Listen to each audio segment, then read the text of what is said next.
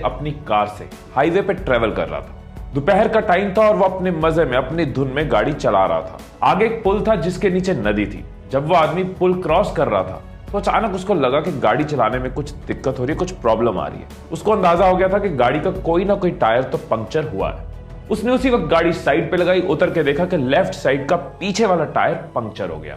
अब वो बंदा थोड़ा परेशान कि इतनी तेज धूप में मुझे टायर बदलना पड़ेगा। खैर जो भी कर लो, टायर तो चेंज करना ही पड़ेगा।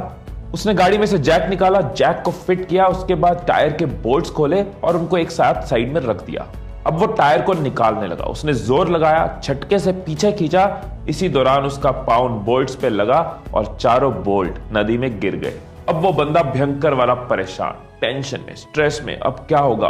अब मैं टायर नहीं चेंज कर पाऊंगा, मैं कैसे आगे बढ़ूंगा, मुझे जहां पहुंचना है कैसे पहुंचूंगा, कितना लेट हो गया हूं, इतनी गर्मी में कोई दूर दूर तक नहीं है, मैं किसी से मदद भी नहीं मांग सकता। शिट यार, ये कहां फंस गया, क्या हो गया?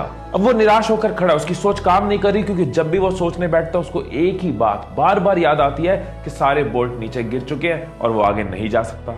अब ये बंदा परेशानी में साइड में खड़ा, काफी देर निकल चुकी है। अब सामने से उसको नजर आता है एक किसान आ रहा है। ये सोच रहा होता है इससे मदद मांगू ना मांगू, ये क्या मदद कर पाएगा मेरी। अभी ये सोच ही रहा होता है कि किसान खुद ही आकर पूछ लेता है, साहब कोई परेशानी है तो बताइए, क्या मैं आपकी कोई मदद कर सकता हूँ? वो आदमी जो कि पहले से ही परेशान है, गुस्से में बोलता है, मेरा टायर पंक्चर हो गया, स्टेपनी लगाने लगा, बोल्ट नदी में गिर गए, आसपास कोई मैकेनिक नहीं है, तू भी क्या मेरी मदद करेगा? वो किसान समझ गया कि गर्मी और परेशानी की वजह से ये बंदा गुस्से में है। किसान मुस्कुराता है और कहता है कि साहब यहाँ से 10 किलोमीटर दूर एक मैकेनिक है जिसके पास आपको गाड़ी का सामान मिल जाएगा, और वहां जाने के लिए आप एक काम कर सकते हो, आप अपनी गाड़ी के बाकी के तीनों टायर का एक एक बोल्ट निकालकर इस टायर में लगा लो और फिर धीरे धीरे गाड़ी चलाकर वहां तक चले जाओ, आपका काम हो जाएगा। वो आदमी हैरान रह गया, उसका गुस्सा एकदम शांत हो गया। कहता, भाई साहब, जिस प्रॉब्लम से मैं आधे घंटे से जूझ रहा था, इसने कितनी आसानी से उसका सोल्यूशन दे दिया। उसने किसान को बोला, सॉरी यार, मैं गुस्से में था, लेकिन तुझे इतनी जल्दी सोल्यूशन कैसे मिल गया? पहले भी ये प्रॉब्लम हुई थी क्या कभी तेरे साथ? किसान मुस्कुराया और कहता है, ऐसा कुछ नहीं है, एक ही फर्क है, एक ही फर्क है कि आप उस परिस्थिति में अपनी परेशानी के बारे में सोच रहे थे, मैं उसी परिस्थिति में हल के बारे में सोच रहा था। सो दोस्तों, या तो आप प्रॉब्लम ओरिएंटेड हो सकते हो या फिर सोल्यूशन ओरिएंटेड हो सकते हो। या तो प्रॉब्लम आते ही परेशान होते रहोगे, प्रॉब्लम के अलावा कुछ दिखेगा नहीं, परेशानी की वजह से कुछ सोच नहीं पाओगे। लेकिन अगर आप सोल्यूशन ओरिएंटेड हो तो आप सोल्यूशन की तरफ फोकस करोगे, आपका दिमाग हल ढूंढने में जाएगा, ना कि परेशानी ढूंढने में। जब महाराणा प्रताप की सेना में अकबर की सेना के मुकाबले हाथी कम थे तो उन्होंने अपने घोड़ों के आगे नकली सूंड लगा दी कि हाथी उनको अपना समझ के मारे ना। उन्होंने प्रॉब्लम पे फोकस नहीं किया कि हाथी कम है, उन्होंने सोल्यूशन पे फोकस किया, घोड़ों को हाथी बना दिया। धीरूभाई अंबानी ने अपने फाइनेंशियल स्टेटस को, अपनी माली हालत को प्रॉब्लम नहीं माना। उन्होंने पकौड़े बेचे, यमन में जाके जॉब करी, कुछ भी किया, आगे बढ़ते रहे, क्योंकि वो सोल्यूशन ओरिएंटेड थे, प्रॉब्लम सोच के रुक नहीं गए, बैठ नहीं गए।